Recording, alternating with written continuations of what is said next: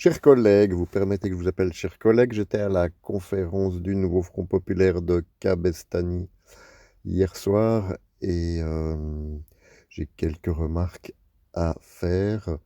J'espère que vous ferez suivre et qu'elles ne resteront pas cantonnées à la personne qui reçoit ce email. Euh, Bien que ce que j'ai à dire ne vous fera sans doute pas plaisir. Pour moi, vous êtes complètement à côté de la plaque en réalité. L'analyse de l'économiste qui a monopolisé la, à peu près la parole toute la soirée se base sur quelque chose qui est qui est une convention en fait. Il faut bien à un moment donné qu'on se rende compte que l'économie est une convention et tant qu'on n'en sort pas finalement, que la proposition soit de droite, d'extrême droite, de gauche, d'extrême gauche, on reste dans un cadre extrêmement limité et qui est une réponse finalement dérisoire face aux défis actuels. Euh, le monsieur a passé une bonne partie de la soirée à nous répéter comment fonctionne l'économie capitaliste, donc on reste dans le cadre de cette économie. Et on oublie complètement que ce sont juste des chiffres qu'on truque pour maintenir l'illusion qu'il n'y a que ça qui existe, que c'est l'ultime réalité en fait. Euh, pour moi, c'est des trucs comptables qu'on applique pour faire croire que on est encore dans ce cadre-là. Et ce cadre s'écroulera face aux réalités de la physique, simplement. Le monsieur voudrait relancer l'économie en créant des emplois et des boîtes, très bien, mais je vous rappelle que à gauche, il y en a quand même très peu de patrons de boîtes et donc très peu d'expérience de ce que c'est que de diriger une boîte, mais surtout, avec quelles ressources est-ce que vous voulez lancer des boîtes? Ce qu'on oublie, je vous renvoie aux travaux de, par exemple, Philippe Bihou et Aurore Stéphan, c'est que euh, on n'est pas dans une énième crise du capitalisme comme le prétend le monsieur qui a beaucoup parlé. On n'est absolument pas dans ce cadre-là, on est dans le cadre d'un épuisement définitif des ressources dont on a extrait une bonne partie. Et c'est dans ce sens-là que euh, les chiffres que nous donne l'économie sont un leurre qui va très vraisemblablement s'effondrer d'un seul coup. Je vous rappelle que on a vécu des précédents dans l'histoire, par exemple euh, la religion a été pendant des siècles, des millénaires, quelque chose qui a dominé le monde en tant que concept et qui a disparu extrêmement brutalement en quelques dizaines d'années, à peu de choses près, en tant que pouvoir, à peu de choses près. Et je pense que l'économie euh, va subir le même sort, hein, parce qu'elle n'est juste euh, plus le reflet de ce qui se passe dans le monde. On arrive encore à maintenir l'illusion de plus en plus péniblement, et ce qui craque finalement, c'est cette illusion que l'économie représente le monde.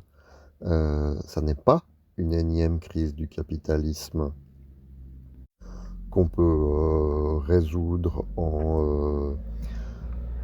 par des mesures du style taxer les riches pour créer des emplois de fonctionnaires. Je vous donne juste un exemple. Euh, les mines de cuivre, quand on a commencé à extraire massivement le cuivre, il y a un siècle et demi, on va dire, les mines de cuivre avaient des euh, taux de cuivre dans le minerai qui était de 3%. Il y avait 3% de cuivre dans le minerai. Actuellement, il y en a 0,1% dans les minerais qu'on arrive encore à trouver. Et ça veut dire, par exemple, qu'on va jamais arriver à trouver le cuivre pour juste faire toutes les bornes de recharge des véhicules électriques qu'on projette de construire. Et c'est comme ça pour tout, en fait. On est dans une situation où on s'approche de la fin du système industriel. Et, et pendant ce temps-là, ce monsieur dit, il n'y a qu'à relancer l'économie, créer des emplois. Mais avec quoi? Je vous conseille aussi de lire Paul Václavic, La réalité de la réalité, par exemple. C'est un spécialiste de la résolution de problèmes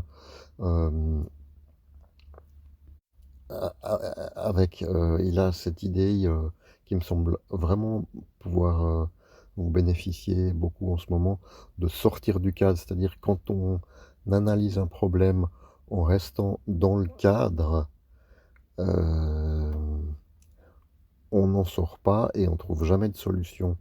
Et lui, ce qu'il propose, c'est de trouver des techniques mentales pour réellement sortir du cadre, c'est-à-dire amplifier le, la vision de la situation. Et là, moi, ça me semble être typiquement votre problème, en fait, de continuer à analyser ce qui se passe au sein même du système de représentation qui a créé le problème. Ça, je ne suis pas le premier à le dire, hein. C'est cette fameuse réflexion qui dit que si on confie la résolution d'un problème à ceux qui ont contribué à créer ce problème, on va pas y arriver. Et c'est exactement ce qui est en train de vous arriver. Je ne me fais aucune illusion. Ce que vous tentez de mettre en place, de la manière dont vous tentez de le faire actuellement, n'a aucune chance d'aboutir.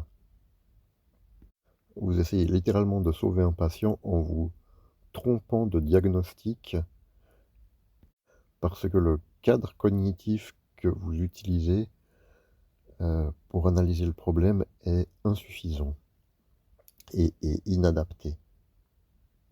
Vous vous trompez sur la nature même de ce que ce monsieur appelle la crise. On est dans une phase d'écroulement de l'économie parce qu'elle n'est plus représentative de ce qui se passe dans l'univers réel. Et je pense qu'on est également dans une phase d'écroulement du politique parce qu'il n'a plus aucune crédibilité auprès du peuple. C'est-à-dire qu'il y a quelques dizaines d'années, le peuple croyait dans le pouvoir de la politique, il croyait qu'on pouvait changer les choses avec de la politique. À l'heure actuelle, à part une toute petite poignée de personnes qui étaient présentes ce soir, les gens ne croient plus qu'on puisse faire quoi que ce soit avec de la politique. Ils ont cessé de croire que des hommes et des femmes politiques peuvent les représenter et avoir une action efficace sur le monde. Et de même que la religion a quasiment disparu, je pense que la politique sous la forme actuelle va disparaître. D'ailleurs, un des sujets qui n'a absolument pas été abordé au cours de cette conférence, c'est l'idée d'une nouvelle constitution. Ce qui est à réinventer, c'est les outils mêmes de l'action politique. Moi, je viens de Suisse et on- on- en observant la politique française, on s'arrache les cheveux. Enfin, euh, vous aussi d'ailleurs, je pense. Euh, il y a un plaisir à débattre en France, à débattre pour débattre. Le monsieur qui parlait beaucoup, qui avait la parole, l'a dit d'ailleurs. à plusieurs reprises, il disait, «Ceci fait débat, on travaille sur ceci». Oui, mais c'est devenu un but en soi, en fait. Lui, il est content que certains sujets soient abordés, mais on va pas du tout faire une résolution, des sujets abordés par le débat. On est juste content d'en parler, parce que les Français adorent débattre. Et finalement, c'est justement le fait qu'on adore en parler qui fait le nid du fascisme. Parce qu'à un moment donné, les gens vont bien se rendre compte que débattre pour débattre, ça mène nulle part. Et le fascisme a cela de rassurant qu'il semble être une solution définitive où on n'a plus à débattre. On s'en remet à un leader suprême. Et dans ce sens-là, je pense que vos méthodes même de débat et de discussion sur ce qu'il faudrait faire font le lit du fascisme. Je ne peux que vous conseiller de suivre le travail que fait Juan Branco à l'heure actuelle, qui m'a l'air de représenter la seule alternative viable et la seule réflexion de valeur dans le paysage politique français. Ce qu'il propose représente une rupture réelle avec l'existant et euh, c'est ça qui, en fait, malgré ce que vous pensez, manque cruellement à ce que peut proposer le nouveau Front populaire, qui n'a pas grand-chose de nouveau en fait. C'est vraiment de la vieille pensée dans la manière d'analyser les problèmes, la manière de se représenter le monde. Ça sonne vieux, dépassé. Et c'est pas, je dis pas ça pour le plaisir d'encenser la nouveauté, mais réellement parce que le cadre cognitif que vous utilisez pour analyser ce qui se passe est totalement dépassé. Voilà, j'espère sincèrement que la personne qui reçoit ce mail euh, le fera suivre, bien que j'en doute un peu.